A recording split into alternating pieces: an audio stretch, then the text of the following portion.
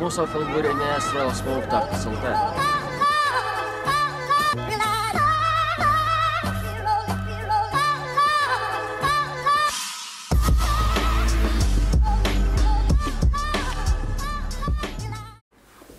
Kągi, žiūrim, kas pas mus šiandien. O, atskrido. O kas čia tokio Nebox Black Edition, o kas čia jį pagamino Kangertech. Tai šiandien mes jį ir apžiūrėsim, Neboxas. Tikriausiai daugelis iš jūsų žino, kad Kangertechas išleidžia labai daug gerų gaminių, kaip K-Boxas. Dabar atsirado gal biškai didesnė K-Boxo versija, kadangi jis man labai su juo panašus. Taip pat šiuo metu yra išleista K-Box nuo 20 W bei 50 W. O kaip matome, čia yra modas, kur iškart yra įmontuotas pats skaitikliukas. Taip pat čia dėžutė iš tiesų graži, tokia galima iškart pasakyti, kas čia per boksas bus. Taip pat matome juodą versiją, šiaip galimus juodą, baltą, mėlyną, raudoną versiją. Šiuo metu pas mane čia Revieve yra juoda versija, kai matome taip pat apačioje čia rašoma Kangertech kompanija.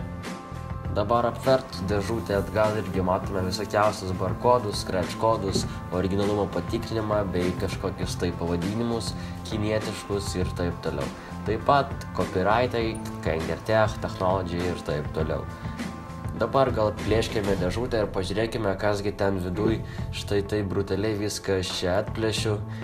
Ta, žinokit, geriausias jausmas, kai turi naują prekę ir atplėši. Ok, toliau pakeliam tokį plasmasinį korpusą į viršų ir viskas, pas mus visa dėžė yra. Atidarome dėžutę ir matome mūsų patį boksą. Kas įeina komplektacija? Kai matome, iš karto pakėlę pirmą sluoksnį, mes matome mūsų boksas išlindo, o po apačią mes matome visą jo komplektaciją, nuo USB laidų iki visokiausių galvučių. Taip pat, mano modą tikrai verta būtų pabandyti, kadangi čia yra kažkas tokio keisto, tokio naujo, kažkas kaip egripas ir taip toliau. Dabar kasgi pas mus komplektacija. Visų pirma, čia yra visokiausios authenticationai, čia galima kaip skystį pilt, kiek vat naudot. Čia yra lipdukai baterijoms, kad neišsiskirtų. Ir matome visą specifikacijų lapelį, USB pakrovimo laidą, mūsų japonišką vatą, atsuktuvėlį su primate coils ir varžtukais, patį drip tipą juodą, kuris eina komplektacijai, RBA bazę, irgi bazę faina, galima labai lengvai suvykinti. Taip pat štai taip atrodo mūsų RBA bazė su kantalio kaitinimo elemento.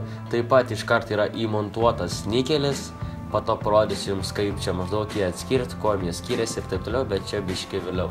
Kai matome, štai dabar visa komplektacija guli ant stalo. Nieko tokio netikėtino nėra, komplektacija tikrai jos čia daug, visokiausių popieriukų, paskaityti tikrai galima, tikriausiai jums būtų įdomu, kadangi modas tikrai sugeba daug ir turi savyje labai daug visokiausių dalykėlių. Dabar apžiūrėkime patį boksą. Iš priekio mes matome fire button, pliusas, minusus, taip pat ir pakrovimo laidas. Kiek žinau, software update negalima daryti. Iš galo mes matome pavadinimą patį Nebox. Taip pat čia yra 10 ml talpos bakas. Iš apačios matome dvi angos, dešiniai pusėje čia yra baterijoms, kairiai pusėje yra skysčio įpilimui ir taip toliau. Viršui matome 50 į drip tipą, taip pat čia galima užmauti bet kokį norės tik tais drip tipą. Bet dabar paimsiu tas, kuris eina iš karto komplektacijoje ir štai tokiu gražiu būdu įsideda ir galima iš karto garinti, aišku, dar reikia įpilti skysčio. Maždaug štai taip atrodo visas surinktas boksas, kaip ir minėjau, yra daugybė spalvų, tad kiekvienam pagal skonį, bet šiuo metu aš turiu, kaip matėte, juodą versiją. Taip pat apačioje šitas modelis reikalauja vienos 18650 baterijos, kuria įsideda štai būtent į šitą angą.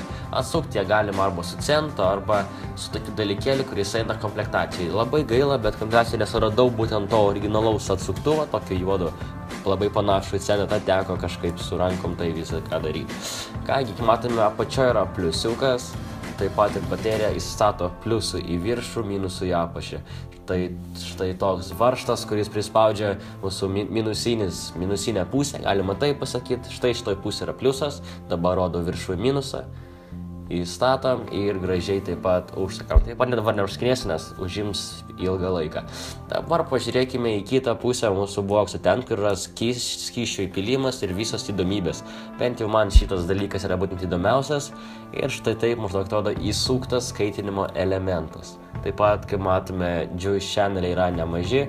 Dabar atsukime ir pažiūrėkime, kasgi ten apačioj. Kaip ir minėjau, kad kaip atskirti nikelį. Kaip matome, čia yra mėlyna tarpinė. Mėlyna tarpinė čia yra nikelis, raudona tarpinė čia yra kantalis. Maždaug štai taip jie atrodo abudu jos suglaudus. Juice channeliai tokie patys, tik tais, kad vienom mažesnė, kitom didesnė. Dabar matome, aš esu įsukęs RBA bazę. Pažiūrim, kas ten viduj. Ten taip pat yra vienas pre-made coilas, kuris jau yra įstatytas iš pat pradžių garina, jis tikrai neblogai, netgi kad padaryti kažką geresnę reikėtų turėti biškai geresnės rankas negu tie kiniečiai gal netgi, bet žinokit, kiek aš esu jį turėjęs, tiek laiko maždaug aš garinu su štai šito pre-made coilu, kadangi iš jo kaip ir skonis, kaip ir garai, kaip ir viskas man patiko. Dabar surandam šitokią skylę ir įkišam į vidurį varžto ir galima laisvai užsukti mūsų visą batį. Štai taip atrodo visi trys skaitinimo elementai ir viena iš jų RBA bazė. Kaip dabar dėl skysčių įpylimo? Paverčiam boksą biškį ant šono ir pilame į šoną boksą. Kadangi jeigu mes pilsime pro vidurinę skylę, viskas ištekės, tai reikia, kaip matome, iš kairės ir dešinės pusės įpilt palenkus biškį modą į šoną. Dabar šikas skysčio neįpilinėsiu, kaip matote, čia nesu ten aš kažkoks keistas žmogus, kad įpilinėja tuščią pipėtę, tiesiog nenoriu dabar pripildyti šito bokso skysčio. Gerai, manau dabar tai laikas pakalbėti apie jo čipą, kasgi jis sugeba, kas kaip, kadangi jis labai stipriai pasikeitė nuo K-Box Nano, nuo K-Boxų visokiausių K-Boxų, taip. Dabar tada pažiūrėkime, kągi jis sugeba. 3 paspaudimais galime patekti į mūsų pagrindinį vos ne meniu, kur nustatoma nikelį, titan ir vatai. Kaip matome, visur pasirinkti reikia spaudžiant pliusiuką ir minusiuką, o kažkur įeis tiesiog paspaudžiam fire button ir mes ten jau būsim būtent tą modę, kurį mes pasirenkam. Šį modą galima pakelti iki 60 vatų, aišku, vatai eina nelabai greitai, bet žinokit, kadangi čia garini visą laiką veik ant tokių pačių vatų, tad nemanau, kad čia labai reikalinga funkcija, kad vatai eitų biškį greičiau. Taip pat paspaudus 2 mygtukus vienu metu galim pasirinkti vieną iš 6 memory funkcijų. 4 iš jų yra su temp kontrolu ir 2 galinės yra su watt kontrolu. O kaip čia nustato, parodysiu biškį vėliau. Taigi, išjungiam modą ir laikom plius ir minusą vienu metu. Kai matome, žiūrėdami mirksėt Celsijai ir dabar nustatyti, kiek norim iki 300 Celsijų, spaudžiam fire button ir perinam į vatus. Taip pat galima nuo 7 iki 60 vatų, spaudžiam vėl fire button, dabar galima pakeisti Fahrenheitus, bet ne Celsijus. Ir tas pats su M3, su M4.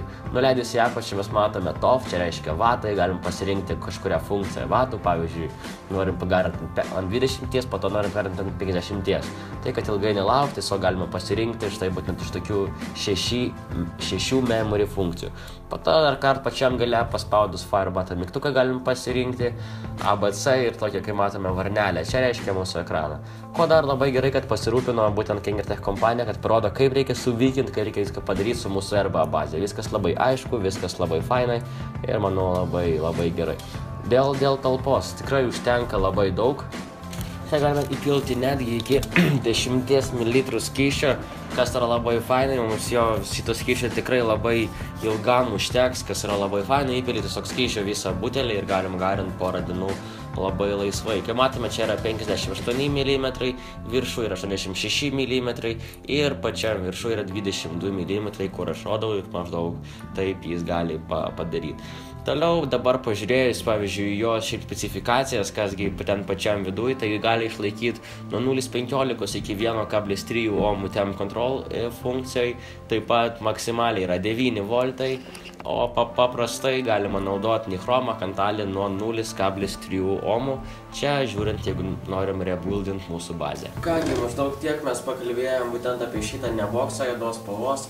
Tikiuosi, jums šitas boksas patiko, taip pat norėčiau paminėti porą dalykų, kurių jums tikriausiai reikėtų žinoti. Visų pirma, tai yra boksas, kurį naudoja žmonės, norintys išleisti nelabai daug pinigų, bet tuo pačiu metu turėti boksą ir kartu sukomplektuotą iškart komplektaciją turėti kaitiklį.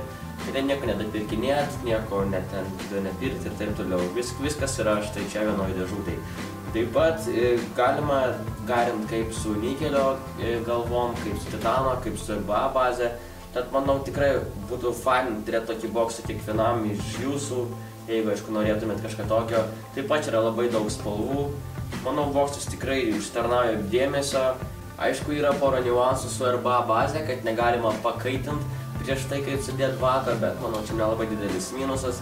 Talpa didelė užtenka ilgam laiko, tai kad boksas, manau, 9,7–9,8 iš 10.